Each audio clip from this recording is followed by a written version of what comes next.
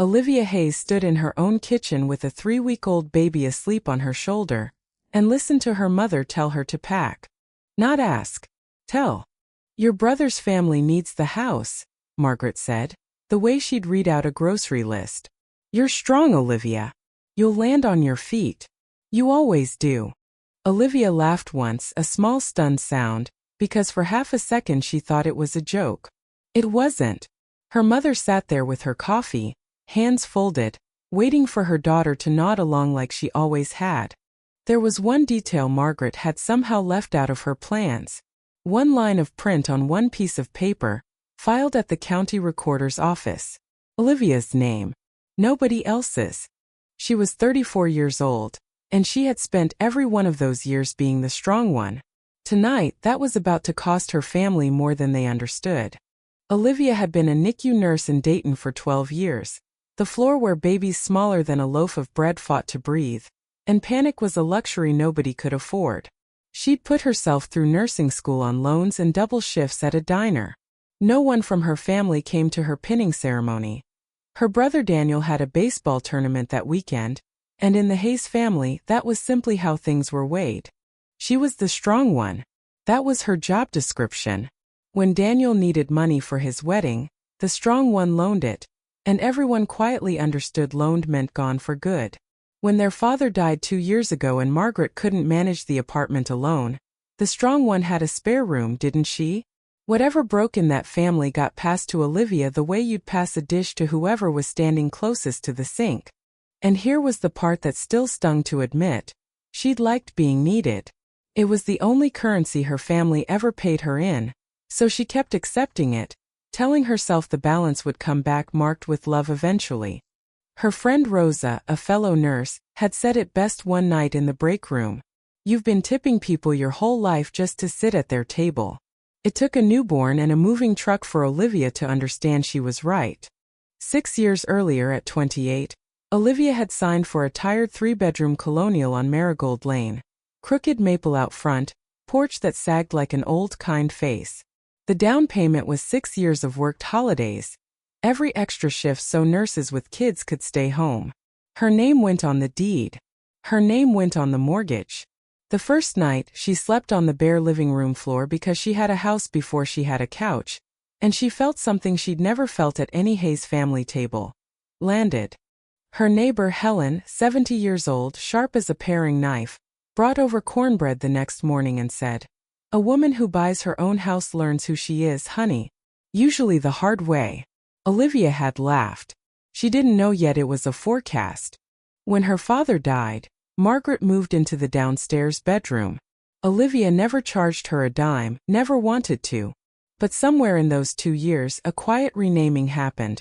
At church, on the phone with her sister Patricia, Olivia's house became the family house. Not carried out of 6 years of night shifts. Carried apparently down a bloodline. Nora arrived on the 3rd of March 3 weeks early in a hurry the way the best people often are. Her father had left back in Olivia's 5th month quietly for good. She didn't spend much time on him, because he'd simply chosen not to be in the story. It was Rosa in the delivery room, holding her hand. Then it was Olivia and a 6-pound girl with her grandmother's stubborn chin. And Olivia had never in her life felt so terrified and so certain in the same breath. The first weeks Margaret helped.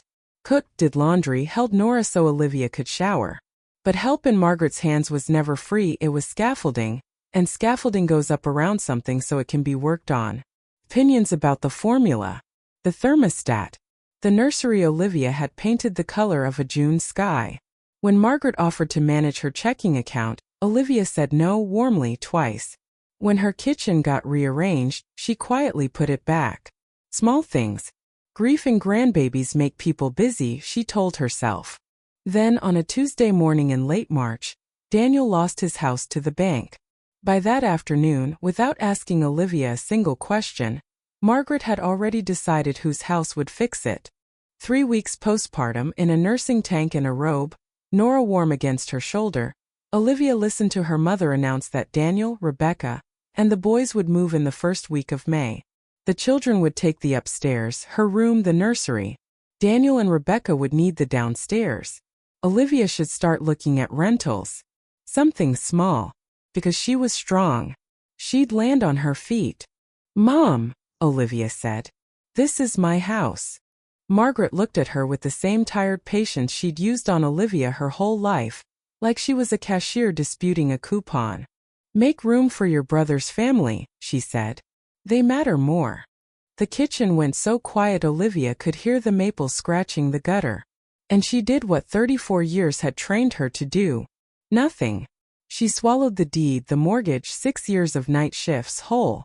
Margaret picked her coffee back up, satisfied. Rebecca would come Thursday to see the rooms. Her mother thought silence meant what it had always meant from Olivia. She was about to learn otherwise. Olivia gave it one clean adult try. That night, after the 10 o'clock feed, she sat her mother down and laid it out like a shift report, calm, facts in order. The house was deeded to her. The mortgage was hers. Nobody was moving in, least of all with a newborn in the house. She offered to help Daniel find a rental, even chip in for a deposit. She thought it was generous. She thought it was over. Margaret listened, head tilted, then delivered her whole philosophy in a single sentence. "Paperwork doesn't make a family, Olivia. Sacrifice does." The arrangements, she added, were already made. Then she went to bed in the room Olivia had given her for free. Near midnight, Olivia came down for water and heard her mother's voice through the door, low and easy, talking to Patricia about which weekend the truck was booked. The truck was already booked. Before Margaret had ever opened her mouth in that kitchen, the announcement hadn't been a conversation gone wrong. It had been a courtesy call. By morning, Rebecca had added Olivia to a group chat called Moving Day. A little truck emoji. A date already pinned. 11 relatives already in it. Olivia called Daniel at lunch, kept her voice kind. She was sorry about the house. She understood he was scared. But he couldn't move into her home. She'd help him find a place, help with a deposit, but there was a 3-week-old under that roof and it wasn't available. A long pause. Rebecca's TV somewhere behind him. Then in a voice she barely recognized. "Mom already promised us, Liv. The kids are excited about the yard." When she said gently that it wasn't Margaret's to promise, he sighed like she was the difficult one. "You're the strong one. You'll be fine anywhere. It's different for us." She hung up and understood something with the clean clarity of triage. Her brother was never going to save her, because he'd never once had to save anyone. That had always been her shift. Patricia called an hour later, sugar-voiced, asking if Olivia would really let her nephews sleep in a shelter. Never mind that Daniel had 2 job offers and a severance waiting. By supper, cousins she hadn't heard from in years knew a version of the story where she was hoarding a big empty house against homeless children. The family narrative machine was running, and Olivia had spent her whole life feeding it her own explanations, watching it grind them into whatever shape her mother needed. So she stopped explaining. She went upstairs, opened the fireproof box in her closet, and read her own name on the deed twice under the lamp. Then she called the legal helpline through her nurses' union. The one nobody uses until their life catches fire. An attorney named Ms. Alvarez walked her through it like a surveyor. Margaret, having lived there 2 years and received mail there, was likely a tenant at will. Olivia couldn't just change the locks on her. That required written notice, 30 days, delivered properly, then court if she stayed. But Daniel and his family were a different matter entirely. They'd never lived there. If they moved in without consent, that wasn't a family dispute. That was trespass. Olivia could stand behind a locked door and call it in with a clear conscience. "Your mother has rights," Ms. Alvarez said before hanging up. "So do you. The only question is which of you actually uses them." What came next wasn't shouting. Olivia could have handled shouting. What came was warmer and much worse. Casseroles and scripture and voicemails that began with "sweetheart." Patricia twice a day reminding her that family was all anyone really had. A church friend she'd met 3 times, calling to say she was praying for Olivia's heart to soften. Rebecca posting a photo in the group chat, the boys on an air mattress, captioned "Can't wait for the big yard." So blessed. Nobody argued that Olivia didn't own the house. Ownership was simply treated as a rude detail nobody mentioned in polite company. 12 years in the NICU had taught her one particular discipline. When a situation deteriorates, you don't match its energy. You chart it. So Olivia became a nurse about her own family, saved every voicemail, screenshotted the chat, dated everything, kept a spiral notebook by the coffee maker.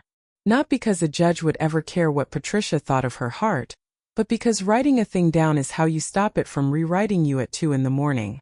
Thursday, Rebecca came to see the rooms. 10 civil minutes Olivia allowed because some part of her was still performing reasonable for an audience. Rebecca walked the upstairs with her phone out, photographing the bedroom, the nursery, narrating closet space to Daniel on speaker. At the door leaving, she jingled her keys in a friendly little wave. And on the ring between a gym fob and a grocery tag sat a brass key Olivia recognized the way you recognize your own handwriting. Her front door key. "Oh, Mom, Margaret had copies made weeks ago," Rebecca said, breezy as a weather report. "You know, for the transition." Weeks ago. Olivia stood in her own doorway doing quiet arithmetic. Weeks ago was before the foreclosure was even final, which meant the plan had come before the emergency, which meant the emergency was the excuse, not the cause. That night, a message meant for someone else landed in the main group chat by mistake. Rebecca, laughing emoji. Daniel measured the little blue room last Tuesday. Crib won't fit both boys. It'll have to come down anyway.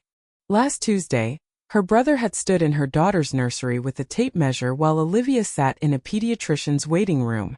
Margaret had let him in with a smile and never said a word. Olivia looked at the neat row of spare keys hanging by her own door and felt the house shift underneath her. Not hers, apparently. Occupied. She tried her mother once more, honestly, over tea at the same kitchen table where it had all started. She asked the question she'd been swallowing since she was 9 years old. "Where were you when I was working through nursing school? Who else offered anything, ever? Why does being strong only ever mean I get less?" For 1 second, something moved behind Margaret's eyes, and Olivia thought they might actually meet each other there. Then it closed. "You're the strong one," her mother said, like it was tender, like it was a compliment being wasted on an ungrateful daughter. "Daniel isn't built like you. He needs the ground held for him. You never did." She reached over, patted Olivia's hand. "You think I don't know what it costs? I know better than you ever will." Olivia didn't understand that sentence yet. She was too tired, too sore, too quietly furious. She'd understand it later, at the door with a box in her mother's arms, but not tonight. Then the practical squeeze began, because shame alone hadn't closed the deal. Margaret, who had been holding Nora every morning so Olivia could sleep an extra hour, suddenly got busy. Church. Patricia. A headache. If Olivia needed so much help, her mother observed from the doorway in her coat, maybe she shouldn't be in such a hurry to empty the house of family. The net was being pulled up slowly enough that Olivia could watch it happen. Every kindness, the child care, the extra hands at 3 in the morning, was suddenly available again, the moment she surrendered the keys. It almost worked. She was 6 weeks postpartum, underwater tired, doing daycare math against a nurse's salary, and there was a version of surrender she could have dressed up as love. What held the line wasn't courage, it was Rosa, showing up Tuesdays and Fridays with groceries and no commentary, and Helen, sitting on her porch facing Olivia's driveway like a small knitting lighthouse. 2 women, neither of them blood, carrying more of her weight than her entire family combined. Nora's 6-week checkup fell on a Thursday. Perfect weight, strong lungs. The pediatrician called her a linebacker in a onesie, and for 1 full hour Olivia was just a proud, ordinary mother in a paper-curtained room. No group chat. No casseroles. No keys. They got home a little after 11. The garage door was open. Her mother's car was in the drive, Rebecca's SUV behind it. Olivia carried the car seat in and stopped like she'd walked into glass. Nora's crib was in the garage. Disassembled, white rails and slats stacked neat as lumber against the paint cans. The mattress leaned beside it, the fitted sheet with its clouds and little yellow moons still on. The mobile, the felt stars she'd hung 9 months pregnant and crying at nothing, coiled in a hardware store bag on top. Upstairs she could hear her mother's voice in the blue room, bright and hostessy, telling Rebecca where the bunk beds would go once the wall had a fresh coat. Something less babyish. They hadn't waited for the 1st of May. They hadn't waited for her. Olivia stood in the cool of the garage, one hand on the car seat handle, the other flat against the crib rail, white paint she'd sanded herself in August, and felt something come down over her that she recognized instantly. The triage calm. The one that arrives when the monitors go bad and there's no more room for feeling, only for the next correct action. She looked down at her sleeping daughter and whispered it, just to her for the first time. "This is my house." She didn't scream. She didn't drag the crib rails inside and make a scene for Rebecca's waiting phone camera. A clip of unstable Olivia would have fed that group chat for a year. She carried Nora past the blue room, said pleasantly, "There's coffee in the pot," and closed her bedroom door behind her. And there, with her daughter on her chest, she finally did the thing the strong one had never once been allowed to do. She triaged her own family. Black tag, red tag, green tag. Who could be saved? Who was beyond it? Who was only walking wounded? Daniel, red tag. Salvageable maybe someday in some other room of his life. Not by her, not today.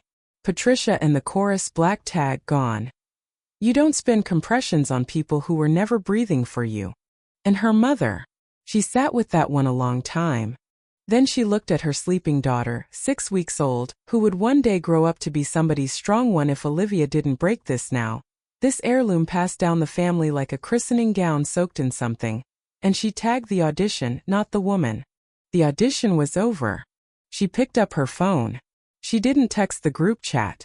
She texted the locksmith. "Miss Alvarez's office. Rosa." 3 short messages, the kind you send when the plan is already whole. That week brought a blow Olivia still can't fully forgive. And it didn't come with a name attached. Wednesday, 10 in the morning. A knock, a woman with a lanyard and a clipboard. County Children's Services. Someone had called in a concern for infant welfare. An unstable living situation. A mother possibly in postpartum crisis. The caseworker was kind and thorough, and did her job well. Olivia could say that now, with her blood pressure back to normal. She saw a clean house, a full pantry, a thriving 6-week-old, a folder of pediatric records her mother could produce in 90 seconds, because that mother charts things for a living. 20 minutes. Unfounded. "Have a good day, ma'am."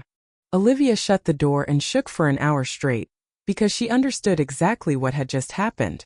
Someone in her own family had aimed the machinery of the state at her daughter, as a pressure tactic in a real estate dispute they were losing.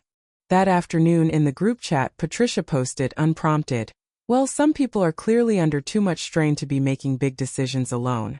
Margaret replied with a praying hands emoji. Olivia sat with her notebook and wrote down the time. If there had been any road back, any future where they all pretended that spring had never happened, it closed that Wednesday.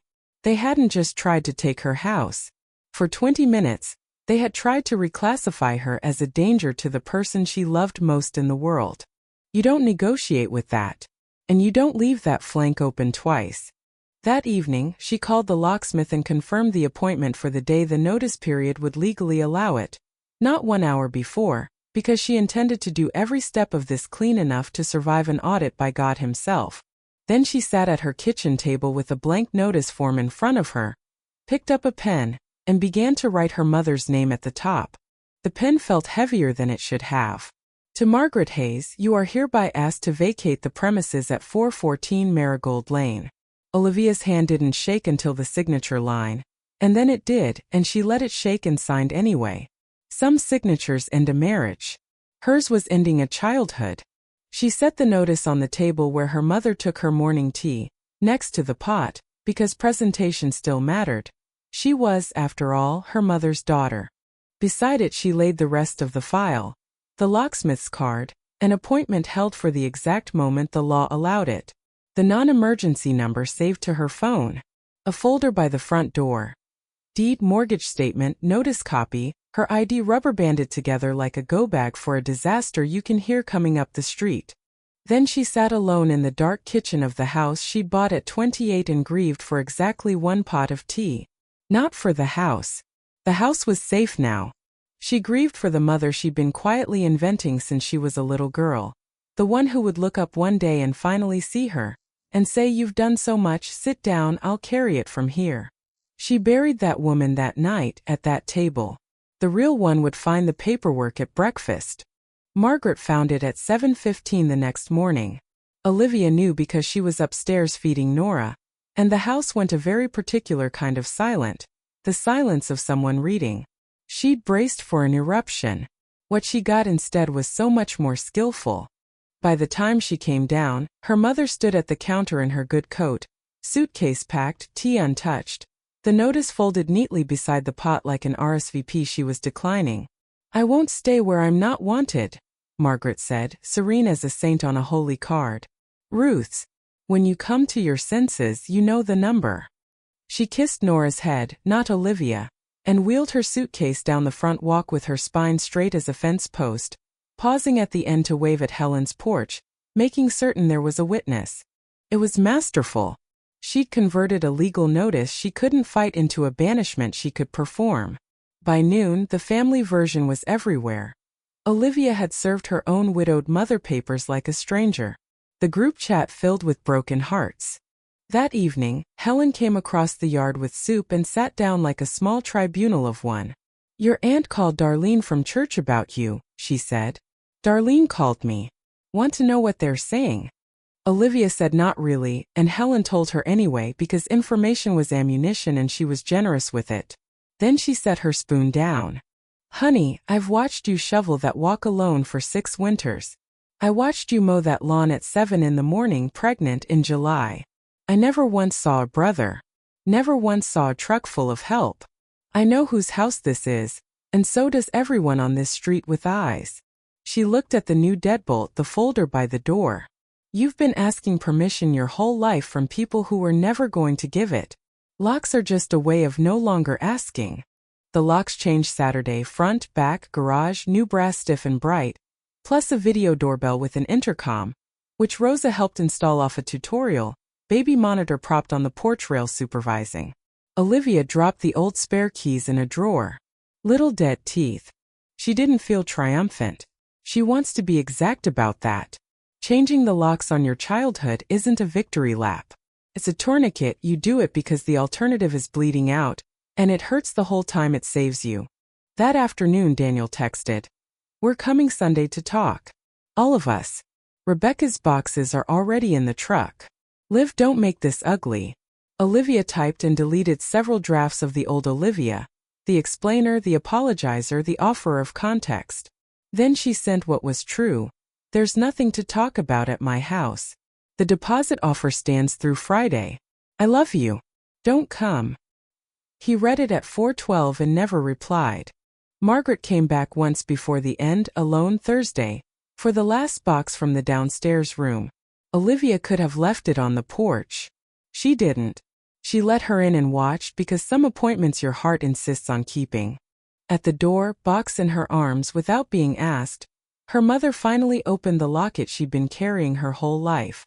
"When I was 19, Margaret said, my parents signed the family farm over to your Uncle Walt, 160 acres in Preble County. I'd milked that parlor since I was 8 years old. Walt couldn't keep a tomato alive. But he was the boy and the farm goes to the boy. That's what my mother told me in her kitchen. The same way you'd say rain's coming." She shifted the box on her hip. "I stood there holding your Uncle Dale because I was always holding somebody, and I watched them sign, and then I went and set the table for supper. Nobody made room for me either, Olivia. I carried it. That's what women do." For one long moment, Olivia saw her mother whole, 19 years old, strong and invisible, watching her inheritance walk out the door to a boy who never wanted it. Her anger had to make space for something worse. Understanding. Margaret hadn't authored this. She was a page in it, and she'd spent 40 years insisting the sentence that broke her was just grammar. "They were wrong, Mom," Olivia said softly, "and you're doing it to me." Margaret looked at her, adjusted the box, and said, "It kept our family together." Then she walked to her car. Both doors closed. Rosa came Friday with groceries and the only question that still needed asking. "Walk me through Sunday," she said, unpacking oranges. "And don't give me the nurse voice." So Olivia laid out the ledger. because she'd run the numbers 100 times in the dark. If she held the line, she kept the house and likely lost her mother. Not for a season, maybe for good. Women like Margaret didn't forgive being survived. Olivia would be the villain at every wedding and funeral for a decade. Daniel's boys would grow up on a story about their cruel aunt. And if she folded, she'd get her mother's hands back, and Sunday dinners, and the wide warm lie of family under one roof.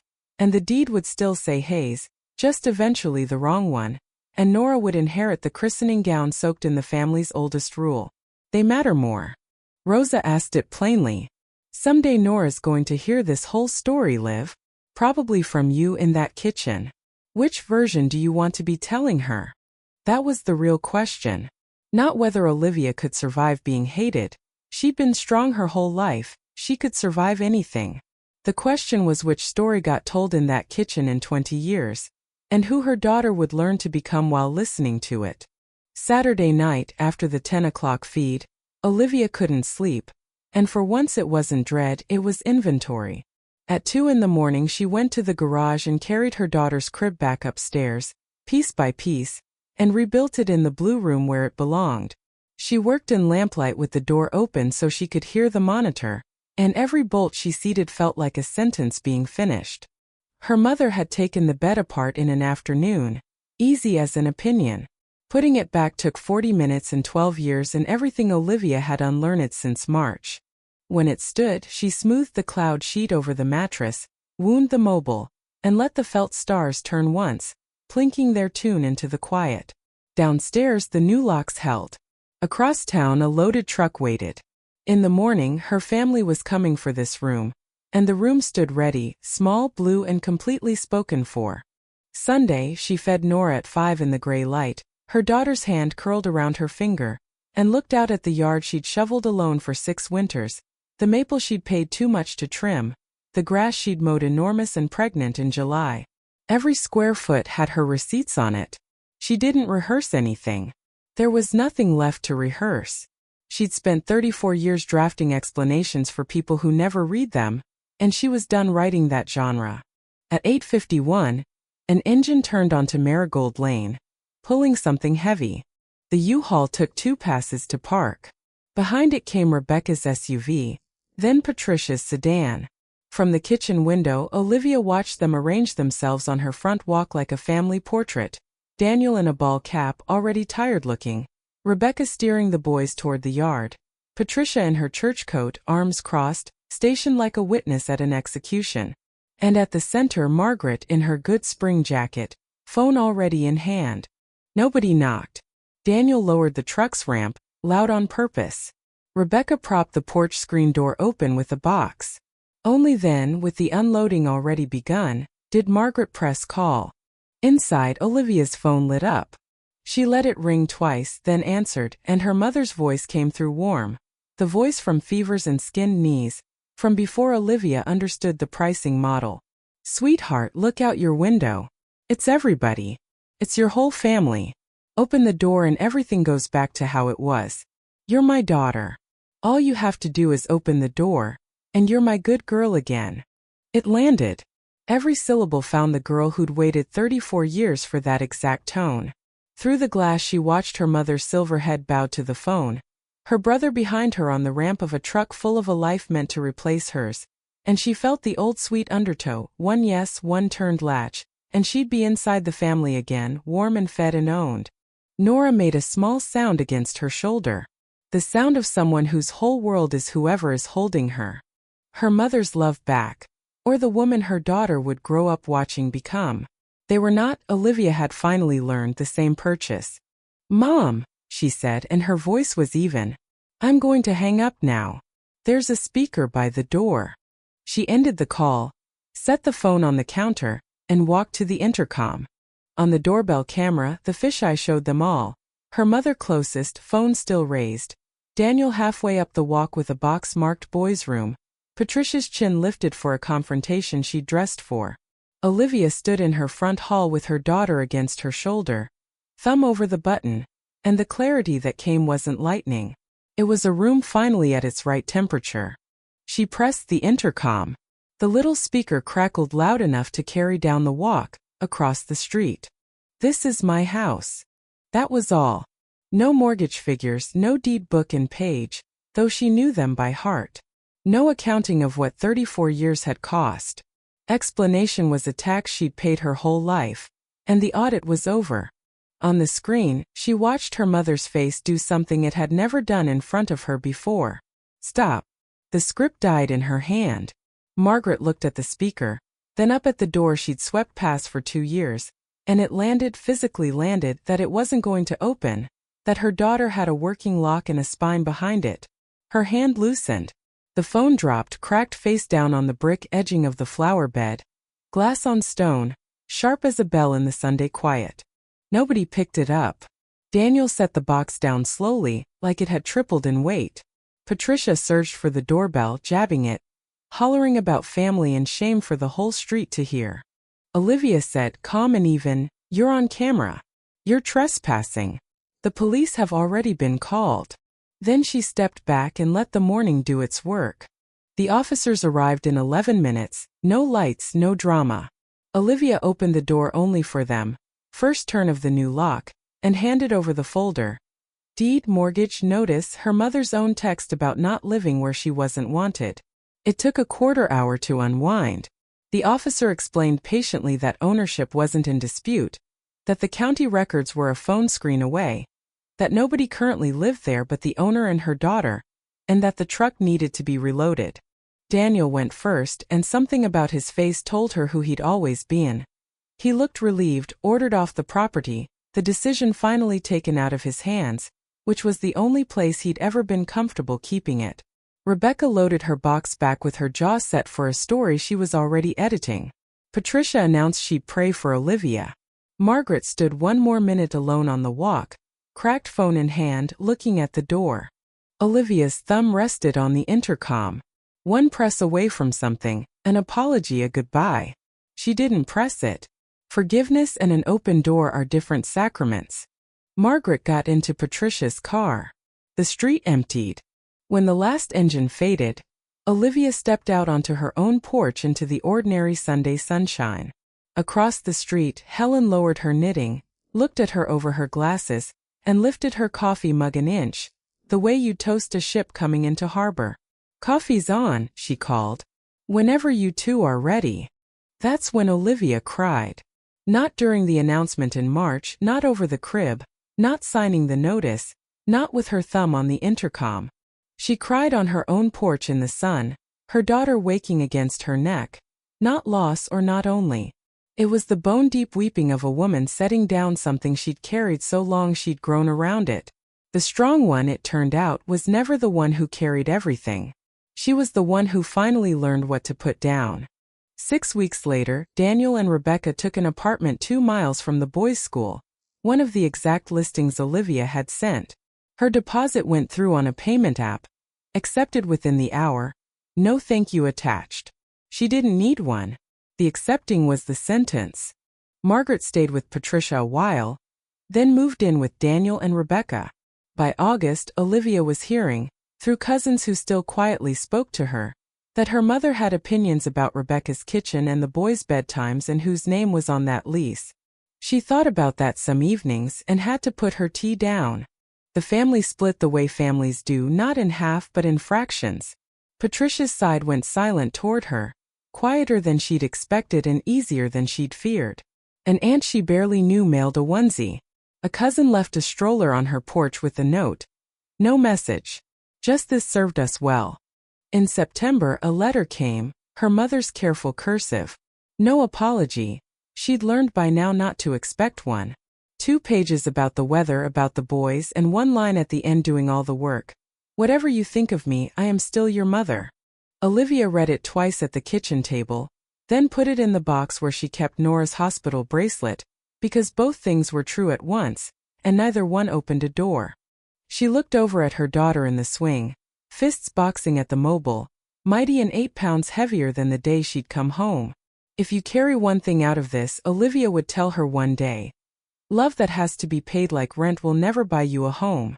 Build the home first on your own name, then let in only the people who knock softly. She'd spent 34 years tipping her own family for the privilege of a chair. The day she stopped paying, she found out the chair had been hers the whole time.